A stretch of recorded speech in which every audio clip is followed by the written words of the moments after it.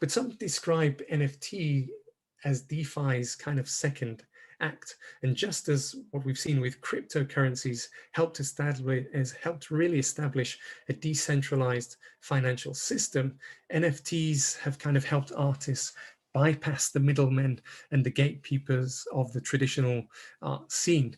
Which was centered on galleries to verify, authenticate price, and even select and showcase art. And if we go back to the 1970s, many artists bypassed the galleries by turning it into street art and graffiti, often at a considerable risk and without the ability to monetize or possibly receive authorship credit for their work.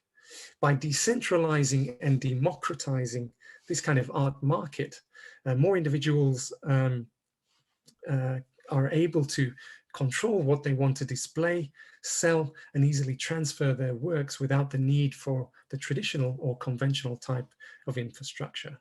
And probably in the beginning, what we see is that the traditional art world will be on the defensive, like financial institutions were to cryptocurrency. But as we see from the creation of many new technologies and applications, the bridge between the two starts to converge over a period of time. And we've seen that with the likes of Sotheby's and Christie's becoming involved in the NFT space.